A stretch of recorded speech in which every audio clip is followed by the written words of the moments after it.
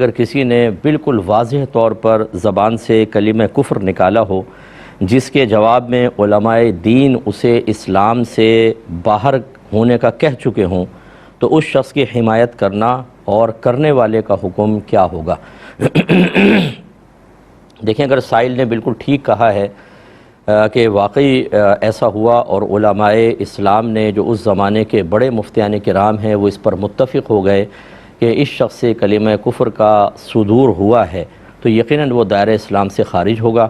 اور جب متفق علیہ اس طرح کا کوئی صریح کفر کر دیتا ہے تو پھر اس کی حمایت کرنے والا بھی اسی حکم میں داخل ہوتا ہے، اسی طرح اس کی تائید کرنے والا، کیونکہ رضا بالکفر کفر،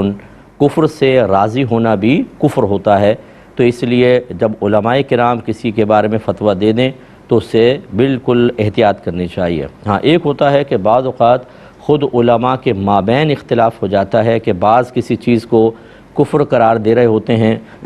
اور بعض منع کر رہے ہوتے ہیں۔ اس میں اگر کوئی شخص علماء کی پیروی کرتے ہوئے کفر کا انکار کر دے کہ میں اس کو کافر نہیں مانتا ہوں، یہ کفر نہیں ہوا، تو پھر کوئی حرج نہیں ہے، کیونکہ وہاں تو خود علماء کا اختلاف موجود ہے۔ لیکن اگر اتفاق علماء ہے تو بالکل اس کو ماننا واجب ہوگا۔ ایک بھائی نے کہا کہ بعض لوگ ایسے ہوتے ہیں جو قرضہ لے لیتے ہیں اور اس کے بعد دینے کا نام نہیں لیتے، بار بار چکر لگواتے ہیں، کال اٹینڈ نہیں کرتے ہیں۔ ایسے لوگوں کے لیے شرعی طور پہ کیا حکم ہے؟ جبکہ وہ قرض ادا کرنے پر قادر بھی ہوتے ہیں لیکن جان بوجھ کر ٹال مٹول کرتے رہتے ہیں اور خود انسان ذلت محسوس کرتا ہے بار بار مطالبہ کرنے پر، ایسے لوگوں کے لیے کیا حکم ہے؟ دیکھیں، یہاں دو چیزیں ہیں۔ اگر تو کوئی شخص ایسا ہے کہ جس نے قرضہ لیا ہی اس نیت کے ساتھ ہے کہ دوں گا ہی نہیں، تو نبی کریم صلی اللہ علیہ وسلم نے ارشاد فرمایا کہ جو قرض اس نیت سے لے کہ میں اس کو بعد میں ادا کروں گا تو اللہ تبارک و تعالیٰ اس کی طرف سے ادا کرے گا، یعنی مراد یہ کہ اس کے لیے آسانیاں پیدا کرے گا اور وہ مال اس کے پاس آئے گا، وہ ادا کر دے گا۔ اور جو اس نیت کے ساتھ قرضہ لے کہ میں دوں گا ہی نہیں تو اللہ تبارک و تعالیٰ اسے تباہ کر دے گا۔ یہ بخاری کی روایت ہے اور 2387 نمبر حدیث پاک ہے۔ اور ایک روایت میں یہ ایک تو یہ ہے، اور ایک روایت یہ ہے کہ جو مالدار ہونے کے باوجود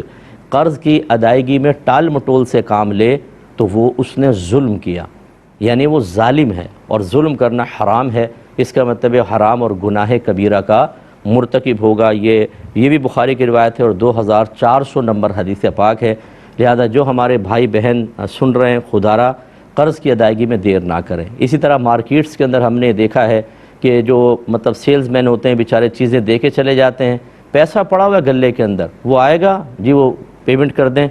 پھر آ جانا، دوبارہ آ جانا، بعد میں آ جانا، بار بار چکر۔ یہ یاد رکھیں کہ آپ نے ویسے ہی کسی سے پیسہ لیا ہو بعد میں ادا کریں، اس کو عرفاً قرض کہتے ہیں۔ اور اگر آپ کو کوئی چیز آپ نے خریدی اس کی پیمنٹ کرنی ہے، اس کو دین سے تعبیر کرتے ہیں، جو قرض بھی ہوتا ہے لیکن دین کہتے ہیں۔ ان دونوں میں بلا عذر ٹال مٹول کرنا گناہ ہے۔ لہذا جو کاروباری حضرات مجھے سن رہے ہیں، خواہ مخواہ کیوں دوسرے کو تنگ کرتے ہیں؟ بر وقت پیمنٹ کریں، آپ نے آج بھی دینا ہے، کل بھی دینا ہے۔ رولا کر دینا، توڑ کے سامنے والے کا پیسہ دے کے خراب کر دینا، اس کی بیچارے کی دل آزاری، بد دعائیں لے کر پھر آپ سمجھتے ہیں آپ کے کاروبار میں برکت ہوگی، اسی لیے برکت نہیں ہوتی ہے، یعنی اس وجہ سے بھی برکت نہیں ہوتی ہے۔ اس لیے اللہ کی بارگاہ میں توبہ کرنا واجب ہے۔ ایک بھائی نے پوچھا کہ گھر میں ایک ہی چیز کا سب کو استعمال کرنا یا سب کا اسے استعمال کرنا کیسا ہے؟ جیسے تولیہ ہے، کنگھا ہے، صابن ہے۔ دیکھیں، تولیہ تو میڈیکلی پوائنٹ آف ویو سے، طبی نقطہ نگاہ سے نہیں کرنی چاہیے۔ بعضوں کی کھال سینسٹیو ہوتی ہے، بعضوں کی نہیں، بعض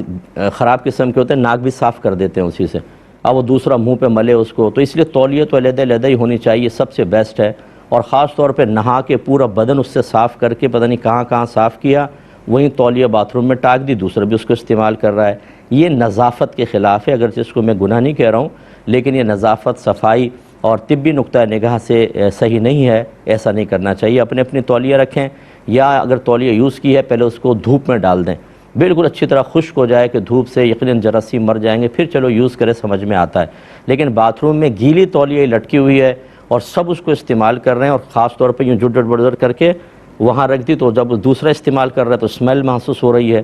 ایسے شریعت اس کو پسند نہیں کرتی۔ کنگھا ایک دوسرے کا استعمال کرنے میں کوئی حرج نہیں ہے، بعض نے بزرگان دین نے بعض صورتوں میں منع کیا، لیکن یہ کوئی ایسی چیز نہیں ہے۔ اور اسی طرح صابن میں تو کوئی پرابلم نہیں ہے، کیونکہ جب آپ صابن یوز کرتے ہیں تو اوپر کا جتنا بھی حصہ ہے وہ تو ساتھ ہی دھل جاتا ہے، اور یہ ضرور کرنا چاہیے جیسے آپ نے یوں مل کے رکھ دیتے ہیں، پھر ہاتھ دھو کے نکل لیے، ایک دفعہ اس صابن کو بھی ذرا نیچے لا کے دھو لیں، صاف کر دیں تھوڑا سا، پھر رکھیں، کیونکہ اگر آپ واش روم سے آئے ہیں، آپ نے اس صابن پہ ہاتھ ملا، صابن ایسے رکھ دیا اور ہاتھ دھو لیے، تو جو آپ کے ہاتھ سے لگا وہ تو وہاں پہ لگا ہوا ہے، یہ بھی نظافت کے خلاف ہے، لیکن استعمال کرنا اس کو بھی جائز قرار دیا جائے گا، کوئی منع نہیں ہوتا۔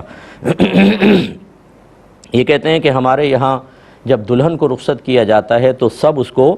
گلے لگا کر رخصت کرتے ہیں، تو بعض اوقات خالہ کا بیٹا بھی گلے لگا کر، یعنی کزن بھی گلے لگا کر رخصت کر رہا ہوتا ہے، کیا یہ صحیح ہے؟ یہ بالکل صحیح نہیں ہے۔ دلہن کو تو ویسے باپردہ طریقے سے رخصت کرنا چاہیے کہ نامحرم کی نگاہ نہ پڑے، چاہے جائے کہ نامحرم اسے گلے سے لگا رہا ہو، یہ بالکل گناہ اور حرام ہے، اس سے بچنا چاہیے۔ خاندانی وہ تمام رسوم اور رواج کہ جو شریعت کے خلاف ہوں، گھر کے سرپرست کو چاہیے کہ اس کو ختم کر جائے، ورنہ یہ ناراض مت ہوئیے گا، آپ کے لیے اتنا بڑا گناہ جاریہ ہو سکتا ہے کہ آپ تصور نہیں کر سکتے۔ جتنا یہ اوائڈ کرتے رہتے ہیں نا اپنے گھر والوں کی خوشنودی حاصل کرنے کے لیے، ان کی رضا کے لیے، بچے کہتے ہیں ابو کرنے دیں، گھر والے کہتے ہیں کرنے دیں، باپ ان کے سامنے سرنڈر کر جاتا ہے، جب آپ فوت ہو جائیں گے یہ آپ کے لیے دعا بھی شاید نہ کریں،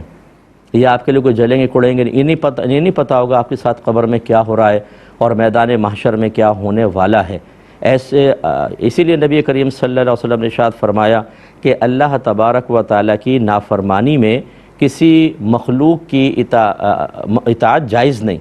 یعنی اللہ تعالیٰ کی نافرمانی والے کاموں میں کسی کی اطاعت جائز نہیں ہوتی ہے، وہ چاہے بیوی بچے ہوں، بالکل اس سے اجتناب کرنا ہوگا، اور گھر کے سرپرستوں کو چاہیے کہ اچھی طرح تلاش کریں گھر میں کون کون سے خلاف شرع رسومات ہیں، اپنی زندگی میں اسے ختم کر جائیں، کم از کم اس کے خلاف اسٹینڈ لیں۔ اب گھر والے نہیں مانتے، وبال ان پر ہوگا، آپ پر نہیں، ورنہ آپ کے لیے گناہ جاریہ ہے۔ بہن نے فرمایا کہ فجر کی نماز کے بعد قضا نماز ادا کر رہے تھے کہ نماز کے دوران سورج طلوع کر آیا تو اس نماز کا کیا حکم ہوگا؟ دیکھیں جب سورج طلوع کر آیا تو آپ کو یہ نماز توڑ دینی چاہیے تھی، اس کو توڑ دیں اور بعد میں اس کی قضا ادا کریں گی۔ ایک انہوں نے کہا کہ وضو ٹوٹنے میں شک تھا، ایک نماز تو پڑھ لی تھی، دوسری نماز میں شک تھا کہ پتہ نہیں ٹوٹا نہیں ٹوٹا، نماز پڑھ لی، بعد میں یقین حاصل ہو گیا کہ وضو نہیں تھا۔ دیکھیں جب وضو کا ٹوٹنے کا یقین حاصل ہو جائے تو پھر اس کا مطلب ہے آپ کی وہ نماز نہیں ہوئی، آپ کو دوبارہ وہ نماز ادا کرنی ہوگی۔ اگر وقت نکل چکا ہے تو قضا کرنی ہوگی، اگر وقت باقی ہے تو دوبارہ وضو کر کے دوبارہ اس نماز کو ادا کریں گے۔ بہن نے فرمایا کہ عمرے کے بعد میں نے عمرہ ایک ایسا تھا جو عصر کے بعد شروع کیا اور اس کے بعد ختم کر کے طواف وغیرہ نفل نہ پڑھ سکی تھی، پھر میں صفا مسعی پہ آ گئی، صفا مروہ کے درمیان میں نے سعی وغیرہ کی تو مغرب ہو چکی تھی، مغرب کے نماز کے بعد وہ نوافل ادا کیے، کیا حکم شرع ہوگا؟ کعبۃ اللہ کے پاس میں نہیں تھی۔ دیکھیں جو طواف کے نوافل ہیں مستحب ہے کہ یہ مقام ابراہیم کے پاس ادا کیے جائیں، لیکن اگر وہاں پہ ادا نہ کریں تو مسجد میں جہاں کہیں آپ ادا کر لیں یہ ادا ہو جائیں گے، اور فوری طور پہ ادا کرنا مستحب ہوتا ہے، لیکن جیسے آپ کے ساتھ شرعی عذر تھا کہ عصر کے بعد نوافل نہیں پڑھ سکتی تھیں اس لیے آپ وہاں چلی گئیں تو مغرب کے بعد ان کو ادا کر کیا آپ نے، بالکل ٹھیک ہے، اس پہ کوئی دم وغیرہ لازم نہیں ہوگا۔